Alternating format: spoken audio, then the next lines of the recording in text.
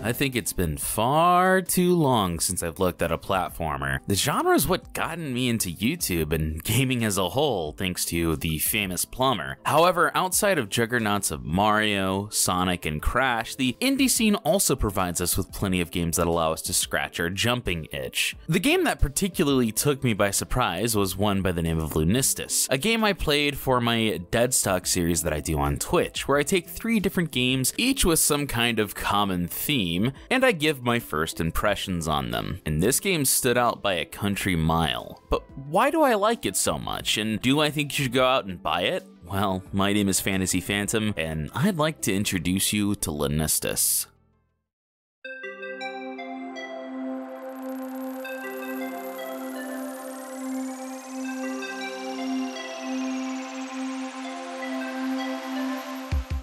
First, unbelievably striking thing about this game for me was its charm from its presentation. From the beautifully emulated PS1 and Sega Saturn textures to the vibrant colors that provide a feast for the eyes. This game, from top to bottom, feels like a love letter to the platformers of the 5th generation of consoles, and that letter itself was scented with lavender. Actually, while on the topic of graphics, I know lately we've been getting more and more games feeding the nostalgia of old bastards like me, who grew up with the N64, Sega Saturn, and PlayStation 1, but I'm glad that we are. For the longest time, nostalgia-baiting indie games tended to focus on 8 and 16-bit aesthetics, likely due to the fact that that was the style for the people who made these games growing up. And thus, it serves as a good inspiration. Now, people who grew up with the games that I did are entering the industry and indie scene, and are doing the same thing, but with games from the medium's commercialization of the 3rd dimension in the 5th generation. Even so, that nostalgia baiting wouldn't be as charming if it wasn't so clearly made with love and care, and I can tell that Lunistice was made from that very thing from the very start. The main character, Hana the Tanuki, is so friggin' cute, with her kunoichi outfit and Naruto running, and the worlds are fantastical enough to still feel like a video game, but still have enough artistic consistency to be able to tell where you are, such as a Shintoist shrine, beach, and food lover's wet dream apparently. Really, I think my biggest and only complaint with the visual presentation is the fact that enemy variety is very, very limited. You have these bouncing tree things,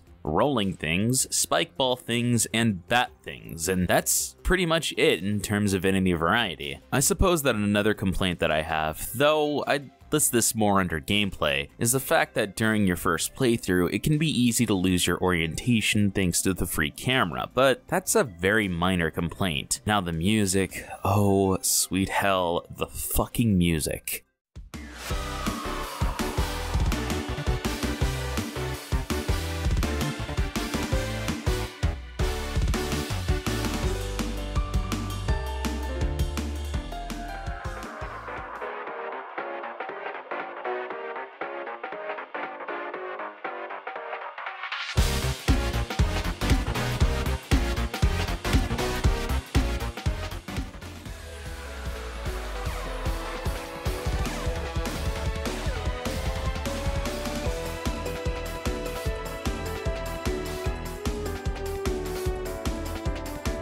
The music in this game evokes the high-energy beats you'd likely find within the Sonic the Hedgehog games, and being somebody who loves that type of music, I feel like I'm at home here. Now, all that is good. All this is actually amazing even. However, it wouldn't mean anything if the game itself didn't play well, and, well, luckily, you're about to see that this game has nothing to worry about in that department.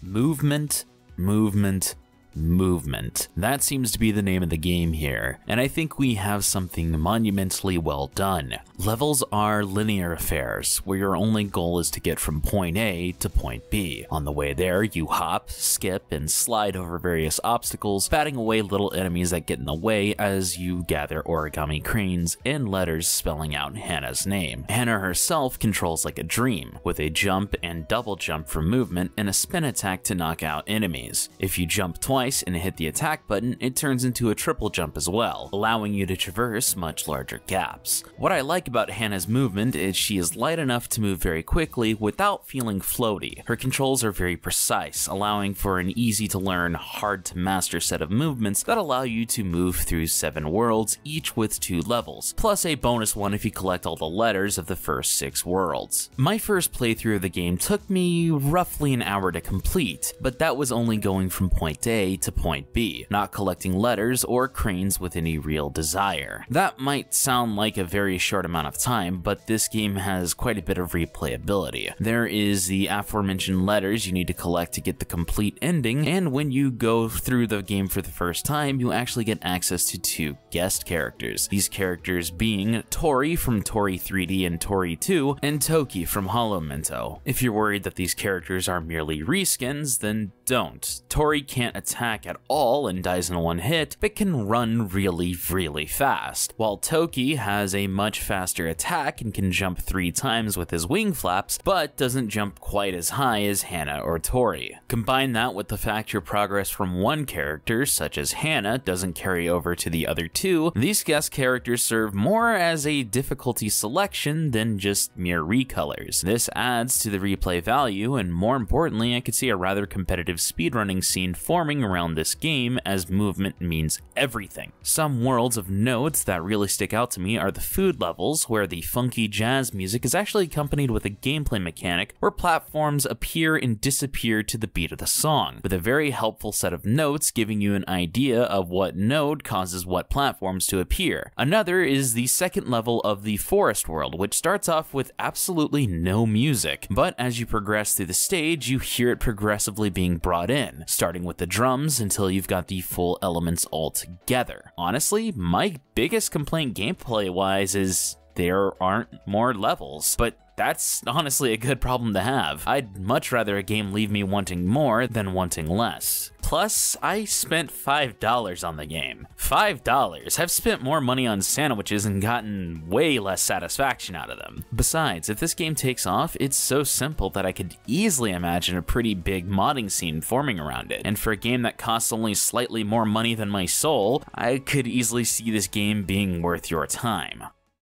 So where have I been? Well, since my Infernax video, I enrolled in college, dropped out, and I had to get a job to help support my family after 2 major health scares. So I think it's fair to say that I had a pretty intense scheduling conflict. That being said, I can't tell you how happy I am that I was able to make a video, and I do plan on making more, both in this compact review style and my usual long-form affair. Secondly, I want to thank everybody who showed their support for me on Twitch by helping me get to affiliate. To say I'm humbled would be an understatement of mythic proportions. Same for helping me reach 100 followers on said site and over 200 on Twitter. Again, thank you. I'm not creative enough to find the words to properly convey my thanks. I also want to give a shout out to my first patron on Patreon, Summer Sorceress, and my first 2 Twitch subs, Pyrai and Bance Ferdinand. If you'd like to join either, links to both will be in the description below. While on the topic of Twitch, if you want to watch my Deadstock series, I stream it at 3 p.m. EST, and if you want to vote on the theme, you can go over to my Twitter where I have a poll ready for everybody to vote, and my Twitter is also where you can go ask questions for the Q&A. Today's first question comes from Pumagator. Any game mechanic you've played or feature that was on the verge of greatness but was never further iterated in its genre or games as a whole? This is an excellent question, and I have a very simple answer. The underwater mechanics from Monster Hunter Tri and Monster Hunter 3 Ultimate. So much potential, so much jank, but instead of trying to fix one and enhance the other, Capcom just decided to get rid of the entire thing. The second one comes from Bance Ferdinand. What's a fictional ghost you definitely wouldn't lend £10 to? This one. Vehicles don't need money.